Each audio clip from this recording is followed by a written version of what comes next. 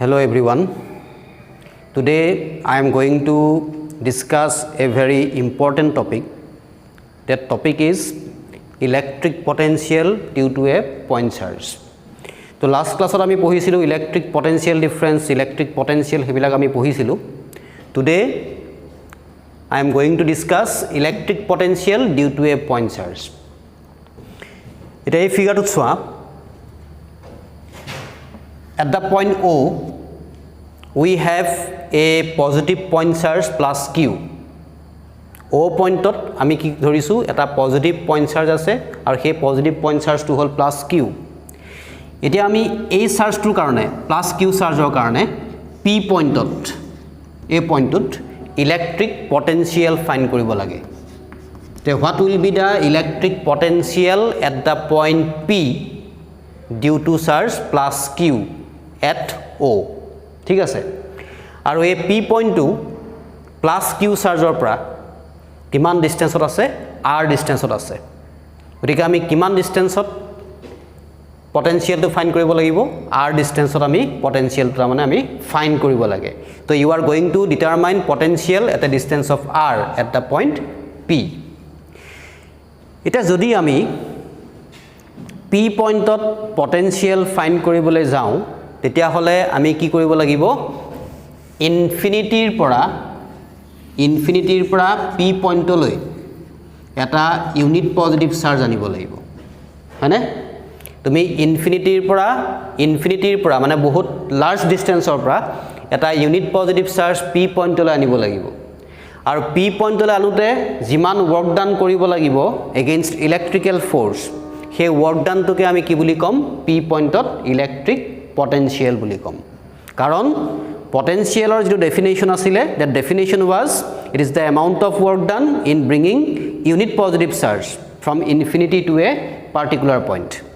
গতিকে P পইণ্টত potential find কৰিবলৈ হলে তুমি ইনফিনিটিৰ পৰা এটা ইউনিট পজিটিভ চাৰ্জ আনিব লাগিব আৰু সেই work done টোকে আমি কম potential at the point P তে সেই কামটো কৰাৰ আগত আমি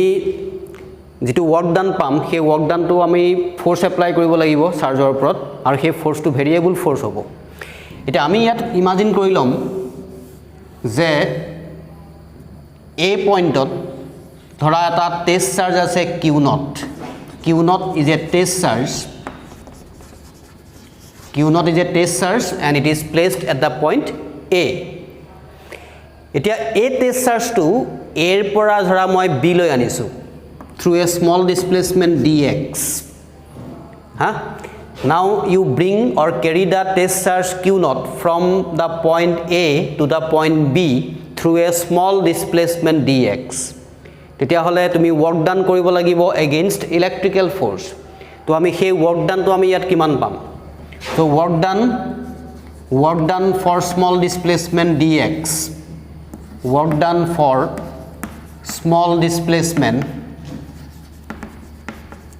small displacement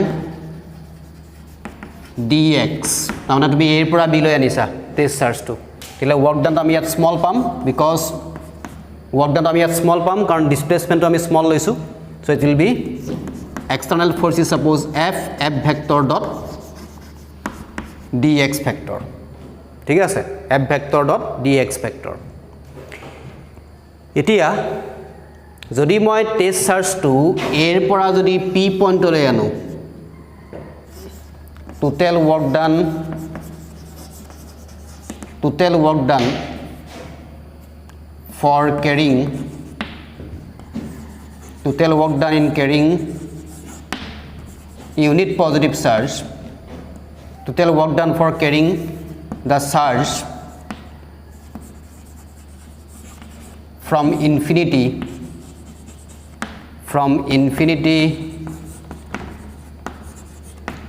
to the point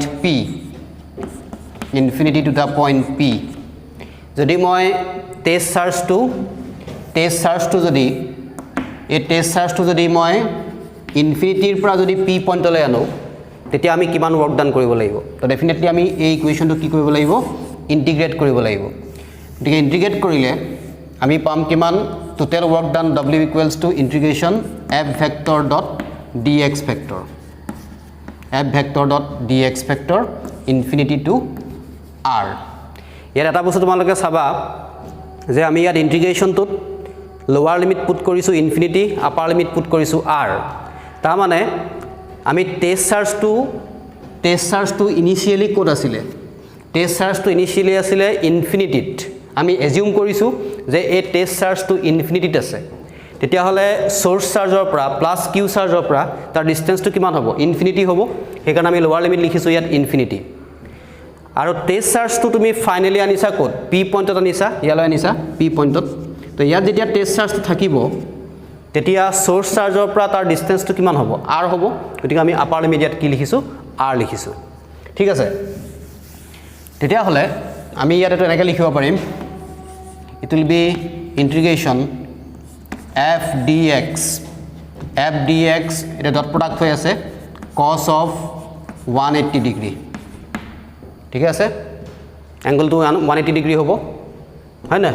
তুমি ইয়াত ওয়াৰ্ক ডান ফাইন কৰিছা এগেইনস্ট ইলেক্ট্ৰিক্যাল ফোৰ্স গতিকে f dx cos of 180 degree infinity two r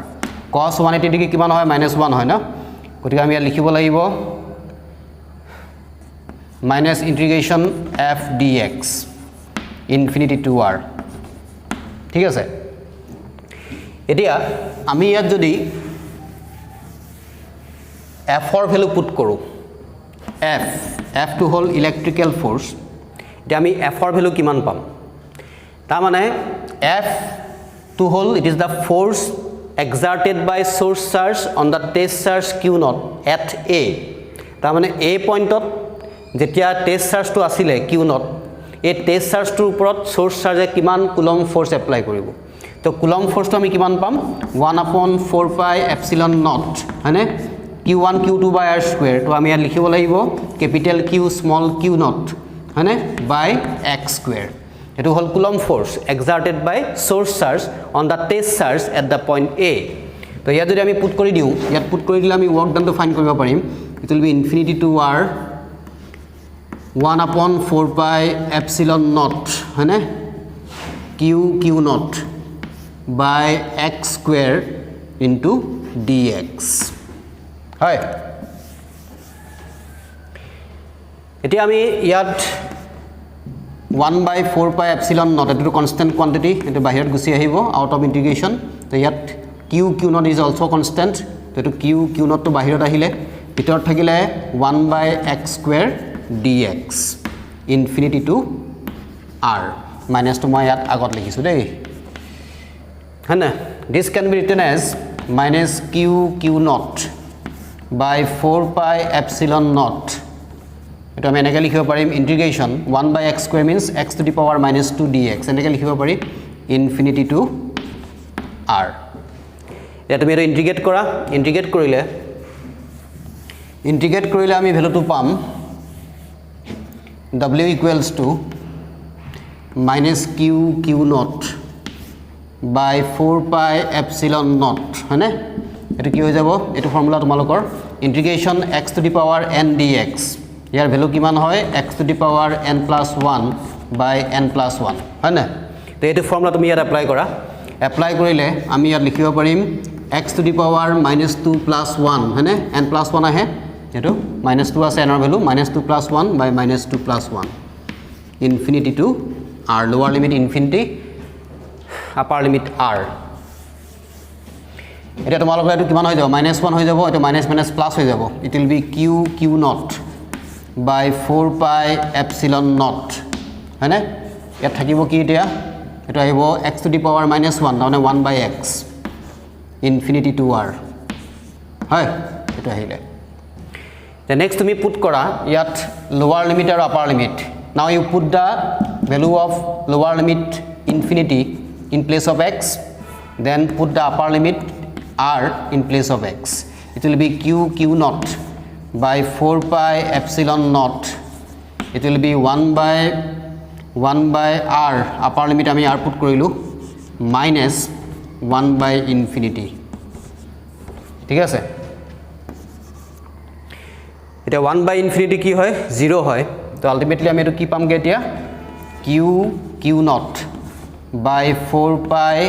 epsilon naught r So this is the total work done. This is the total work done if you bring a test charge q naught from infinity to the point P. এতিয়া এই total যেটো আমি work done পালো এই total work ডানটোক আমি এতিয়া P পয়েন্টত potential বুলি ক'ব পাৰিম নেকি আমি P পয়েন্টত হেতুক পটেনশিয়াল বুলি ক'ব নোৱাৰো হেতুক আমি ক'ব লাগিব পটেনশিয়াল এনাৰ্জি কাৰণ ইয়াত আমি টেষ্ট চাৰ্জটো কি লৈছো Q নট লৈছো যদি এটো ইউনিট পজিটিভ চাৰ্জ হলেতেন Q নটটো যদি ইউনিট পজিটিভ চাৰ্জ হলেতেন তেতিয়া হলে আমি সেই ওয়াৰ্ক ডানটো কি বুলি ক'ব পাৰিলো হেতেন পটেনশিয়াল বুলি ক'ব পাৰিলো হেতেন কাৰণ হেতু ইউনিট পজিটিভ চাৰ্জ নহয় Q নট চাৰ্জ হয় গতিকে আমি এই টোটাল ওয়াৰ্ক ডানটো ক'ব লাগিব potential energy at the point P কিন্তু আমি ক্যালকুলেট কৰিব লাগে পটেনশিয়াল therefore electric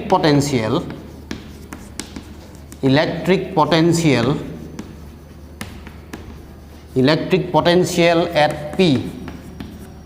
তো electric potential মানে কি হয় amount of work done in carrying unit positive charge গতিকে আমি W by কি লিখিব লাগিব Q নট লিখিব লাগিব কাৰণে Q নট চাৰ্জৰ কাৰণে work done W হৈছে ইউনিট পজিটিভ চাৰ্জৰ কাৰণে work done কিমান হ'ব W by Q নট